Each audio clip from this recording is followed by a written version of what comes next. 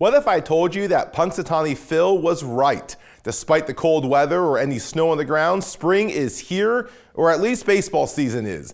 Pitchers and catchers have reported, spring games have begun, and the baseball season is headed our way. So what are the changes coming to Major League and Minor League Baseball? What can you expect when you go to the ballpark this year?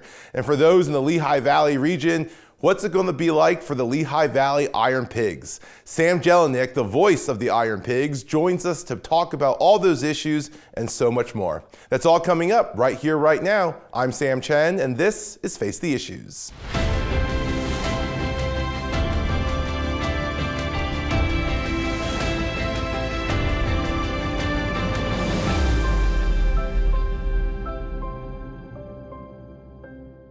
Good evening and welcome to Face the Issues. I'm Sam Chen. Whether it's cold or not outside is irrelevant because baseball season is here. Pitchers and catchers have reported, and the first spring training games are starting to be played. Before we know it, it will be opening day. But every year there are changes to baseball. So what changes can we expect?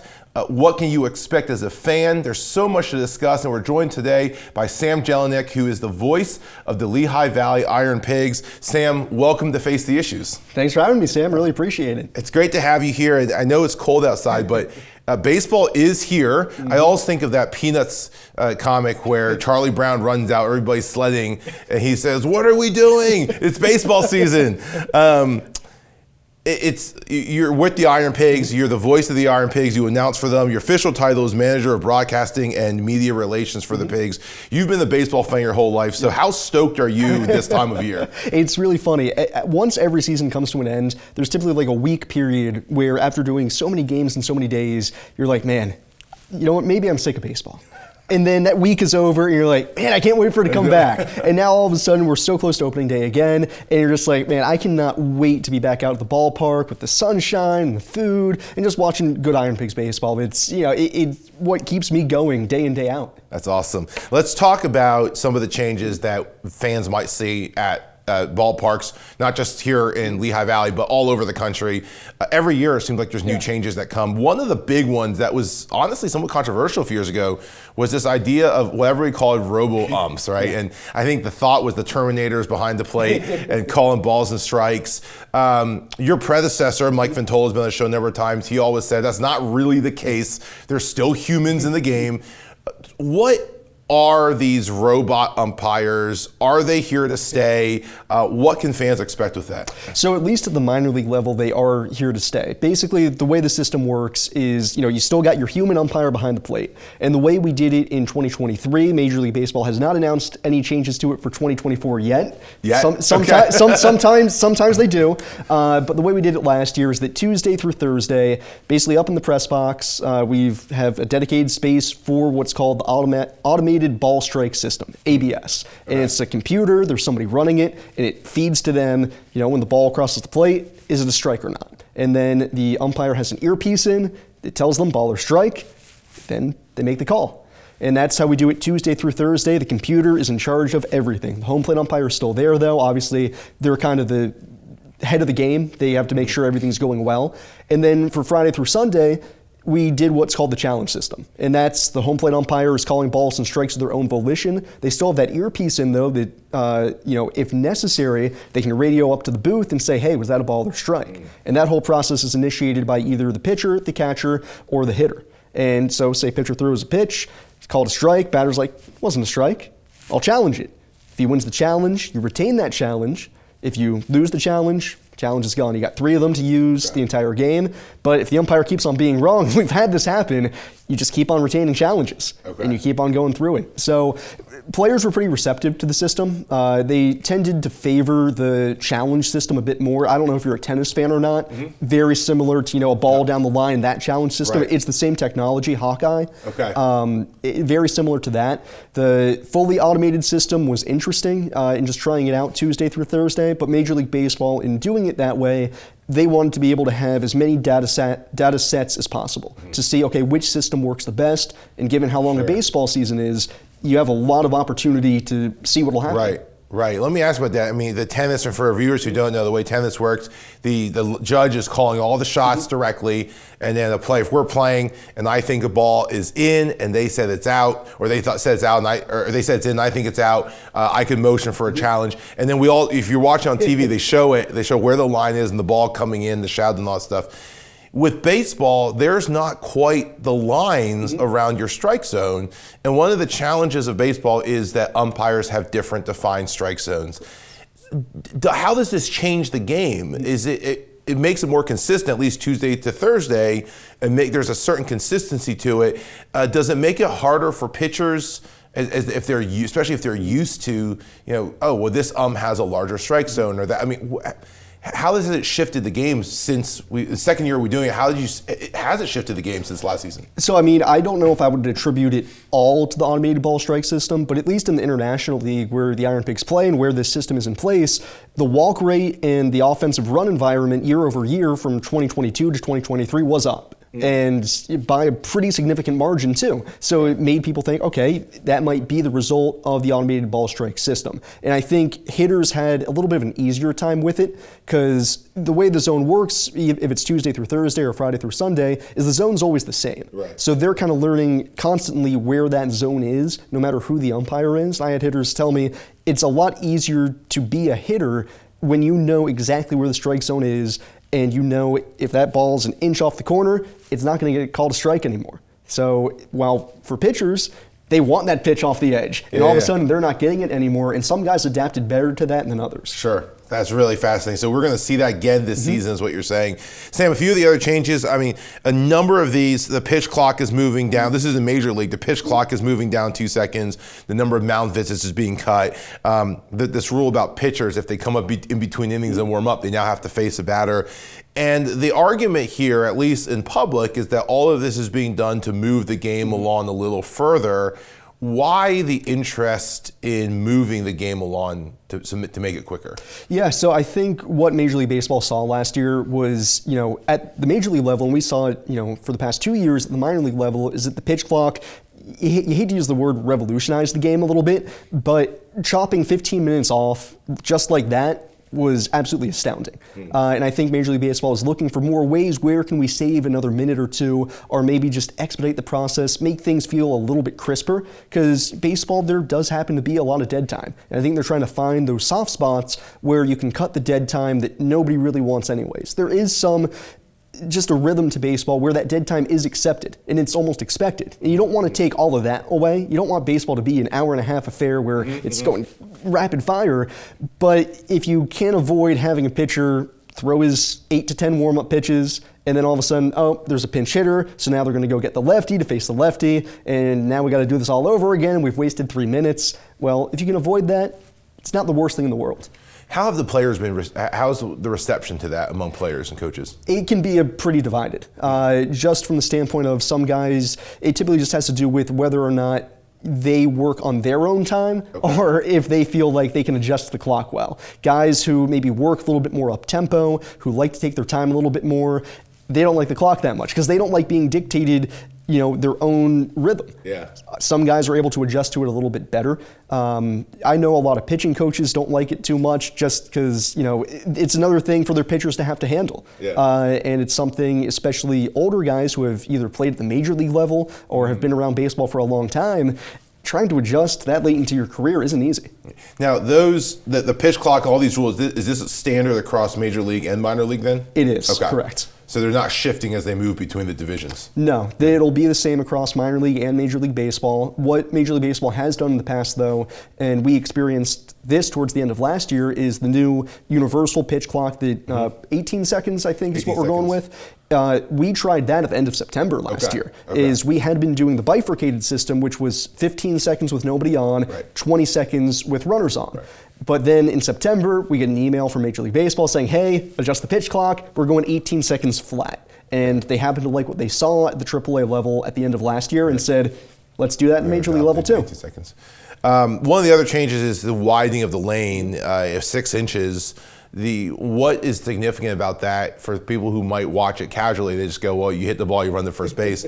what is the lane, first of all, and why widen it? What's the significance there? So the big significance is the runner's lane down to first base. Obviously, if you've watched any baseball games, sometimes you see the actual chalk box down the line in the dirt that's marked off as the runner's lane.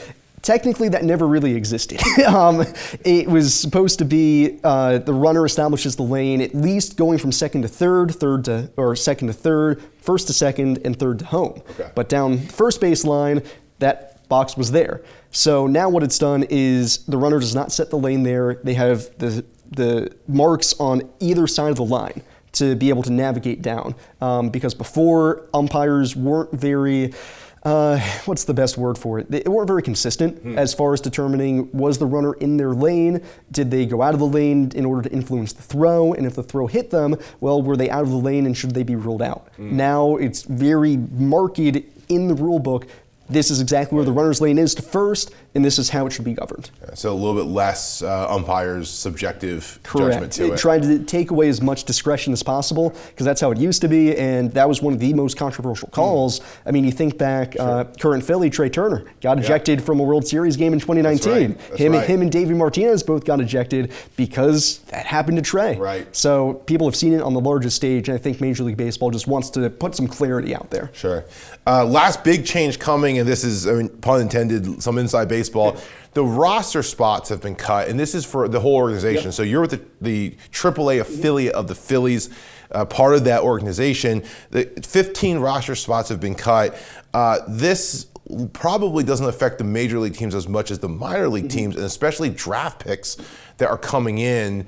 Why did they do this, and what's the big impact? So this kind of goes back to when the minor league baseball players unionized and were brought under the fold of Major League Baseball. And the Major League Players Union, one of the concessions that they got in order to get Major League Baseball to increase the pay for minor league players was saying, well, we don't want as many minor leaguers then. Okay.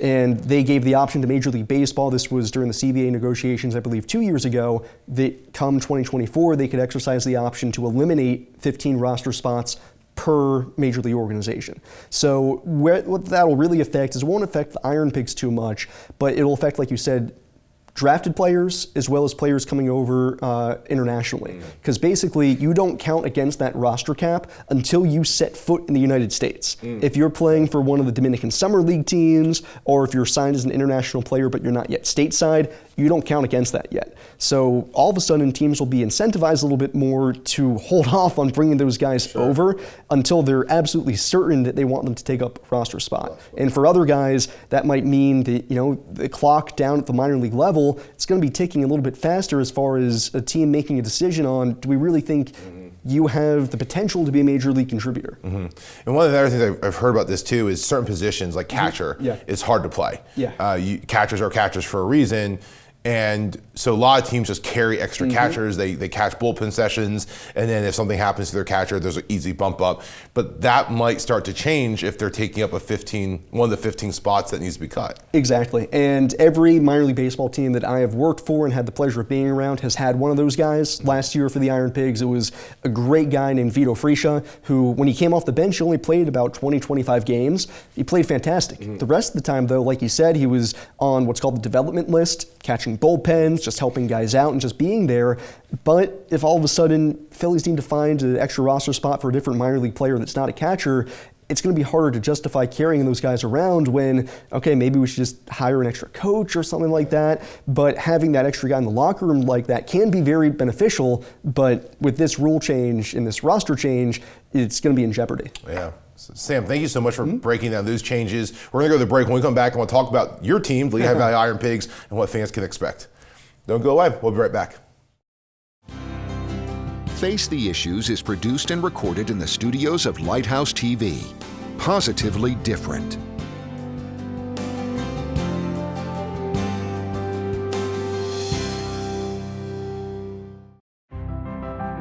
Watch Lighthouse TV wherever you go. Available on Roku, Amazon Fire TV, and Apple TV.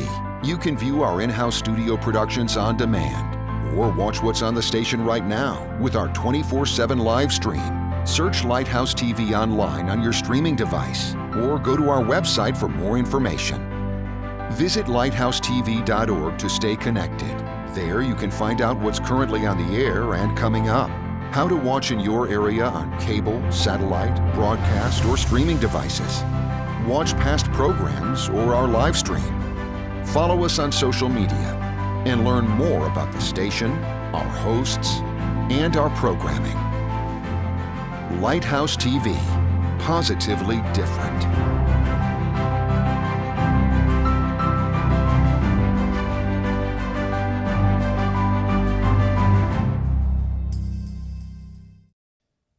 Welcome back to Face the Issues. We're joined again by Sam Jellinek, who's the voice of the Lehigh Valley Iron Pigs. Sam, thank you again for being here.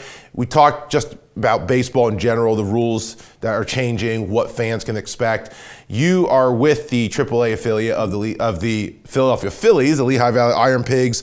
I want to talk a little about what we can expect this season. First off, there was some concern in the last few years about Coca-Cola Park, renovations needed. Would the Iron Pigs be leaving?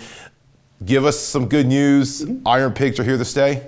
I can't say definitively. Sure. That's not for me to say. But I think the future of the Iron Pigs here in the Lehigh Valley is, this is our home, and the renovations and some of the projects that we were able to complete in the past year certainly, push us further into that future. The big one being last year, the clubhouses and player facilities are completely new, sponsored by St. Luke's Player Performance Center.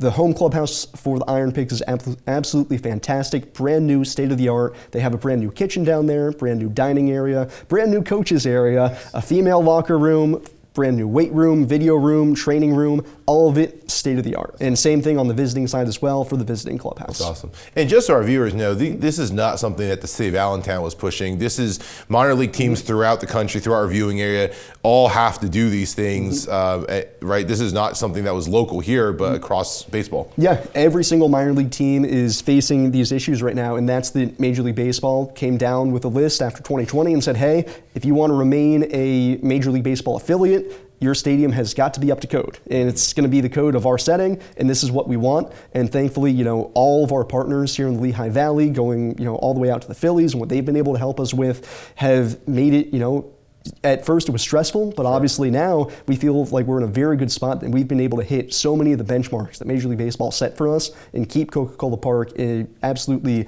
classy facility. That's amazing. That's good news, so thank you for bringing that. Let's talk about the season. When is opening day? Opening day, March 29th. It'll be 75 degrees and sunny. I guarantee it, or your money back. All right. You heard it here first. March 29th will be 75 degrees and sunny. So it's coming up. Talk to me about the 2024 schedule. I know you guys have a lot of different promotions, things like that coming up. Just talk to us a little bit about the schedule and what fans can expect. Yeah, so once again, we're going through the same scheduling process that Major League Baseball has had for us since 2021, and that's that for the most part we'll be home for 6 days and then on the road for 6 days. We actually start off with a 3-game series against Worcester because they had to split that up thanks to 150 games in a season, but other than that, it's mostly 6-game sets. Our promotions this year, once again, thanks to our fantastic partners, are looking like they're just absolutely fantastic. We have, off the top of my head, near 20 plus fireworks shows, which is going to be amazing. A whole great suite of giveaways as well, ranging from hats, t-shirts, fanny packs, koozies. I think we're giving away a tumbler again this year. It's really awesome stuff. And then the big thing that we're bringing about this year as well is a whole 2 new jerseys for days of the week, as well as a whole new suite of identities as well. Oh, that's really cool. Let's talk. So the 6-game thing. Let me talk about that first. That's a change from. It's been that way for a little bit, but that is a change from how it used to run. There used to be a home and away. So if we played, or if the Lehigh Valley Iron Pigs played Scranton Wilkes-Barre, they would be 3 here, 3 there. That is no longer the case, right? Yeah, basically since 2021, Major League Baseball changed the format of the minor league schedule back then to help us better adapt to COVID outbreaks and stuff like that, and to help mitigate travel. But once they went to the 6-game series with a universal Monday off day, everybody really likes the Monday off day. I don't like Mondays, so not having to work Mondays is great. But it just kind of works very well, and it helps limit the travel at times, but then also having just that very structured schedule helps everybody out. Sure. Okay, makes sense. You talked about some different jerseys, and every year it seems like the Iron Pigs bring out some different jerseys. You mentioned there's some different days that have different jerseys, and so what can we expect? We got some of your hats here. I know you brought some jerseys with you. What can we expect to see on some of these different days? Yeah, so the first big one that we have was our new Saturday jerseys, and these are inspired by the Pennsylvania Dutch community and hex signs. And if I can get the hex to show right. And we got our hex inspiration basically from the local area. We were able to put on a strawberry, the Bethlehem Star, a pig for the Iron Pigs, and the Easton Circle, which combine it all together, you get the Lehigh Valley. Obviously, the text is Pennsylvania Dutch inspired, and then we broke down the hex into the piping on the side of the jersey as well. I'm assuming this is the corresponding hat as well. Okay. You are a very, very good fashionista. Yes, this is the hat as well. Beautiful on the outside, and that's one thing that we've loved to be able to do with the jerseys that we have with the Iron Pigs is finding ways to have them connect to the community. Because a lot of teams, being the Iron Pigs obviously ties into the history of the Lehigh Valley, but being able to continually reform and transform that and touch different topics within that is a really special thing that we'd like to do. Yeah. Well, if I got a penny here every time someone says to me, if you ain't Dutch, you ain't much, then I wouldn't have to work. So that's, I think you guys hit it right on. And then next up, going into our Sundays, is we've been doing Phillies tributes for Sundays for basically the entire existence of the team. And we redesigned them for this year using the 1970s and 80s Phillies, the first true golden era of Phillies baseball. For inspiration here, obviously the maroon base, the same kind of font as what the Phillies used, and then the powder blue on the sleeves. And the hat I absolutely love with a maroon base, and then the Iron Pig and the baby blue as well. I mean, everybody has been clamoring for the Phillies to go with the full maroons and the full powder blues that they wear every Thursday, and we saw that, we're like, yeah, we got to do that too. Yeah, that's neat. And the P in the Iron Pigs is just the old Phillies logo. Exactly. Right there with the baseball inside. That is a very good catch. Not many people notice that, is that we were able to sneak that in there and make it the exact same, obviously, even though Phillies P, that's the beginning, ours, right in the middle, but it still looks beautiful. It's incredible. So, and I understand you got one other jersey with you. This one's really neat. Yeah, and every year, this is one thing that we love to be known for, is our, what we call our theme night collection. We always go out of our way to be as zany and wild and crazy as possible, to bring something else in there. Last year we were the Corgis, for example, but we always do a salute to Philly night. As a Phillies affiliate, that's kind of our lifeblood, and we know many people here in the Lehigh Valley are Philly transplants or just have lived in the area long enough that Philly is kind of a part of who we are. And the Mummers is a big part of who Philadelphia is as far as New Year's Day is concerned.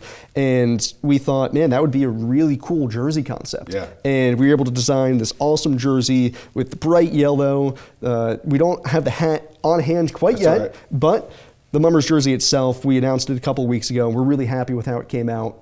Last year, our salute to Philly was the Hoagies. We loved that, and we've been able to do different identities over the course of time. And this year, go with the Mummers. You mentioned the Corgis last time.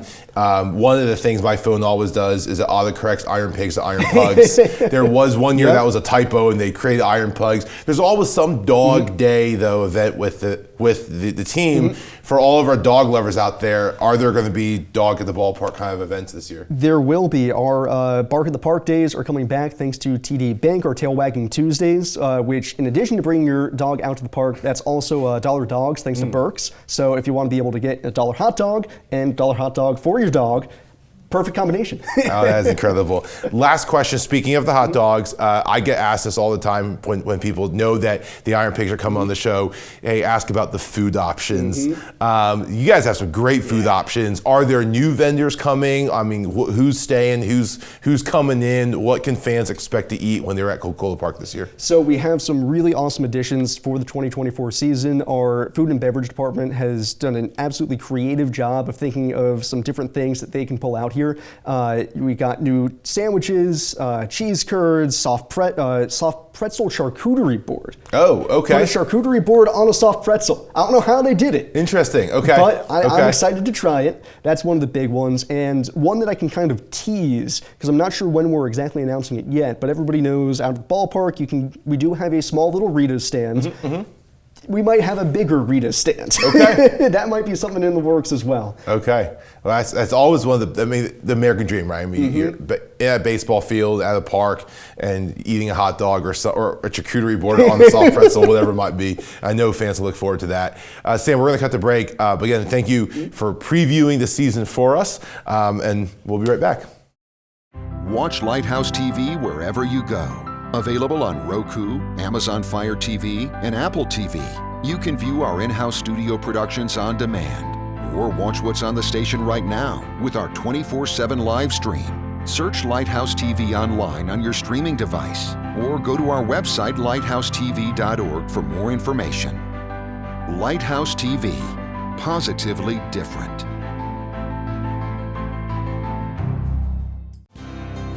Face the Issues is produced and recorded in the studios of Lighthouse TV.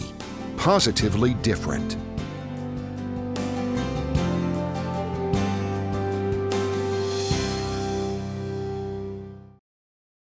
Welcome back to Face the Issues. Sam, thanks again for being here. On this show, we like to take the last few minutes just to get to know our guests. Obviously, you are the voice of the Lehigh Iron Pigs, but you're so much more than that. It is so obvious that you love baseball. You've mentioned to me earlier it's your favorite sport. Did you always want to be a baseball sportscaster, or what did you want to do before, and how did you get into doing what you're doing now? Yeah, so growing up, like you said, I just loved baseball. I played it, I dreamt about it. It was just everything that I wanted to do with my life. And I grew up listening to Harry Callis on the radio for the Phillies. Every night when I would go to bed, he was on my alarm clock radio. So I knew, what a broadcaster could mean to a person. And it kind of showed me, okay, maybe I want to be in the broadcasting realm. And at first I set out, okay, working in baseball is really hard. There's only 30 teams, that means there's only 30 broadcasters. So maybe let's try news. And I tried news, and turns out I don't like deadlines. I don't like deadlines very much. So I said, okay, I guess I'll fall back into baseball. And initially I was working mostly video production for baseball until I finally said, you know what, I'm going to work up the gumption, I'm going to go on air, and we're going to see what happens. And that was back in 2016, and they haven't told me to take off the headset yet. And was that with the Phillies organization, or was that elsewhere first? Yeah, so I graduated from school in 2018 out of Syracuse University. Started with an independent baseball team in Evansville, Indiana. Went from there to Ocean City, Maryland with an Orioles single A affiliate, and worked with them from 2019 through 2022 before finally coming back home, to a year anniversary now with the Iron Pigs. Yeah. Well, first of all, congratulations on making it to a year. Lastly, what advice would you give somebody who maybe is in high school or in college right now, who has that kind of passion for the game and wants to one day do what you do? What would you tell them to be doing now? The biggest thing that I found for me that I didn't do is just go out and do it. At first I was very scared of just being on air and going out and potentially failing, because the first time you hear yourself on a recording, you're like, oh my God, I never want to hear that again, just burn it. But then once you get past that, once you get past that, you're like, wow, this is, you can learn and grow and do so much, but you gotta take that first leap, that leap of faith right off the cliff into the darkness, and sometimes you land on your feet. And that's what I found. If I could go back and help myself out, I'd say, go take that jump. It's going to be fun, I promise. That's great advice. Sam, thank you for joining us. Thank you for introducing or previewing the Iron Pig season for us, and we'll see you at Coca-Cola Park. Absolutely. I look forward to it. Excellent. My thanks to Sam Jellinek for joining us, and my thanks to each of you for tuning in as well. We hope to see you again right back here next week. Until then, my name is Sam Chen. On behalf of all of us here at Face the Issues, thank you and good night.